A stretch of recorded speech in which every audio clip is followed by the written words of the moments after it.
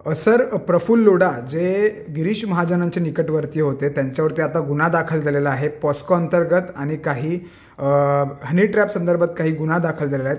नेमकं काय प्रकरण आहे, काय सांगाल? प्रफुल्ल लोढा हा एक सामान्य कार्यकर्ता होता एक 7-8 वर्षापूर्वी. म्हणजे आर्थिकदृष्ट्या अत्यंत कमजोर वर्गातला. नंतर त्याचे राजकारण्यांचे संबंध आले, गिरीश महाजनांचे संबंध आले. त्या माध्यमातून तो बऱ्यापैकी आता 50-60 कोटी रुपयाचा मालक आहे असं म्हटलं जातं. त्या माध्यमातून एक मधल्या कालखंडामध्ये गिरीश महाजनांशी त्याचं सख्य होतं. त्या कालखंडात बरेच दिवस ते एकत्र राहिले, बरेच दिवस त्यांनी काम केलं. नंतरच्या कालखंडामध्ये काय माहिती नाही, ते गिरीश महाजन आणि प्रफुल्ल लोढा यांचा दुरावा निर्माण झाल्यानंतर प्रफुल्ल लोढा गिरीश महाजनांना अत्यंत खालच्या शब्दामध्ये, अश्लील शब्दामध्ये शिवीगाळ करायला लागला.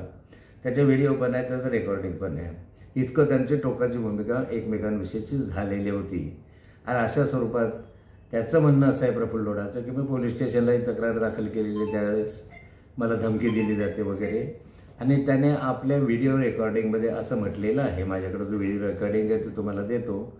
तो म्हणतो की मला ब्लॅकमेल करू नका, मला जर केलं तर म्हणे मी पोलीस स्टेशनला गुन्हा दाखल केलेले, आपला तक्रार दाखल केलेलीच आहे.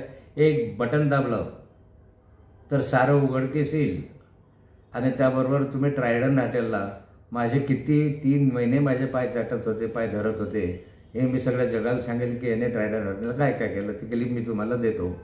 आता यामधून मधल्या कालखंडात इतका दुरावा झाल्यानंतर अलीकडच्या कालखंडामध्ये प्रफुल्ल लोढाला या ठिकाणी भारतीय जनता पार्टीमध्ये प्रवेश दिला गेला, ते माननीय मुख्यमंत्र्यांच्या उपस्थितीत.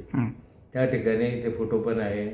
त्याच ठिकाणी गिरीश महाजन पेढा भरवतानाचे फोटो आहे. याबरोबर अशा वेळेस असं काय चमत्कार घडला की त्या इतक्या टोकाची भूमिका शिवाय देत होता. तो म्हणजे तुमचं सगळं काढेल, एक बटन दाबलं सगळ्या देशाला समजेल तुम्ही कसे आहात वगैरे वगैरे, जे त्याचं रेकॉर्डिंगमध्ये आहे ते.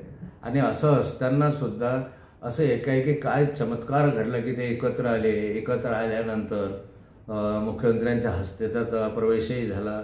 तो तर संशोधनाचा विषय आहे. पण गेल्या 7-8-10 वर्षामध्ये त्याच्याकडे प्रॉपर्टी 50-60 कोटीपर्यंतची गेली कशी याची चौकशी करण्याची गरज आहे ना. कदाचित हा ब्लॅकमेल तर करत नव्हता, ब्लॅकमेलमधून तर पैसे मिळत नव्हते, अशा स्वरूपात संशय शंका घ्यायला जागा आहे.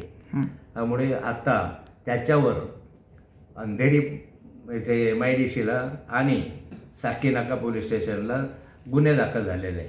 म्हणजे अंधेरी भागात गुन्हे दाखल झालेले आहेत. त्या गुन्ह्यांमध्ये एक गुन्हा जो आहे तो एका अल्पवयीन मुलीवर बलात्कार केल्याचा पॉस्कोच्या अंतर्गत गुन्हा आहे. आणखी अन्य फोटो काढले वगैरे, असलेले फोटो काढले वगैरे असा एक गुन्हा. दुसरा गुन्हा जो आहे तो हनी ट्रॅपिंगच्या संदर्भामधला आहे. आणि त्या गुन्ह्याच्या संदर्भामध्ये त्याला अटकही झाली. अटक होऊन त्याला कदाचित जामीनसाठी तो प्रयत्न करतो आहे.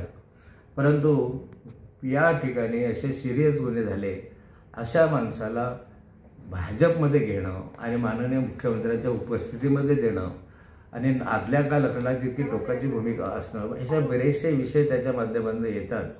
माझ्या माहितीप्रमाणे या जो लोढा आहे या लोढाचे अशा स्वरूपाचे त्याच्याकडे काही फोटो वगैरे आहेत. अशा संशयावरून ज्यावेळेस ध्वजेंद्र सरकार होतं त्या कालखंडात त्याच्यावर अशा याच्या सगळ्या घरादारांची चौकशी त्या कालखंडामध्ये झाली होती.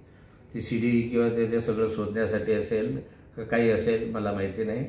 पण त्याच्यानंतरच्या कालखंडामध्ये अगदी 15 दिवसापूर्वी याच्या परत राहत्या घरी पहूर येथे, जामनेर येथे, नाशिक येथे सगळ्या ठिकाणी परत पोलिसांनी रेड घातली होती 15 दिवसापूर्वी.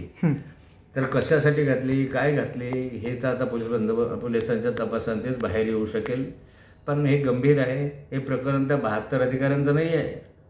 हनी ट्रॅपिंगचा विषय वेगळा आहे आणि याच्यामध्ये अधिकारी वगैरे नाही दिसत, याच्यामध्ये अनेक राजकीय व्यक्ती असण्याचा संशय आहे. सर, असं वाटतं का की ज्या अर्थी जे लोढा जे आहेत प्रफुल्ल लोढा ते कुठेतरी गिरीश महाजन यांना ब्लॅकमेल करत होते आणि ती तडजोड झाली, त्यानंतर त्यांचा भाजपमध्ये प्रवेश झाला आणि आता त्यांच्यावरती गुन्हा दाखल झालेला आहे. वाटतं संपूर्ण तपास पारदर्शकपणे होईल? तपास पारदर्शक होईल याविषयी आता माझ्या मनात शंका आहे, पण तरीही अशा प्रकरणामध्ये जे अश्लील प्रकरणं आहेत, ज्याच्या संदर्भात महिलांचे संबंध आहेत, अशा संदर्भामध्ये देवेंद्रजी फडणवीस नक्की त्याच्याबरोबर खोलात जाऊन चौकशी करतील असा एका बाजूला माझा विश्वास आहे. काय की महिलांचा विषय आहे, अश्लील विषय, अशा संदर्भात जेवढं खोदाल तेवढं याच्यामधून जास्तीत जास्त बाहेर निघू शकतं. म्हणून माझी विनंती आहे देवेंद्रजींना की याचा तपासासाठी SIT स्थापन करावी, त्या माध्यमातून खोलवर जावं आणि हे सगळे पुरावे, त्याचा प्रफुल्ल लोढाच्या आधीच बोलणं, संभाषण, त्याच्याकडे काय पुरावे आहेत ते बघणं. तो म्हणतो माझ्याकडे पुरावे आहे असं त्यांना त्या म्हणतोच आहे तो त्याच्याकडे, आणि ते पुरावे त्याच्याकडनं घेणं, त्याच्याकडनं काढणं, आणि त्या पुराव्यामध्ये कोण कोण आहे मला माहिती आहे, पण मी दाव्यानं सांगू शकत नाही अशी स्थिती त्याच्यामध्ये आहे. ओके, धागेदोरे वाटतं गिरीश महाजनपर्यंत पोहोचलेले असतील किंवा पोहोचू शकतात तपासामध्ये? मी आज असं म्हणू शकत नाही, परंतु पोलिसांनी तपास करत असताना सर्व अँगलने तपास करावा अशी माझी रिक्वेस्ट आहे.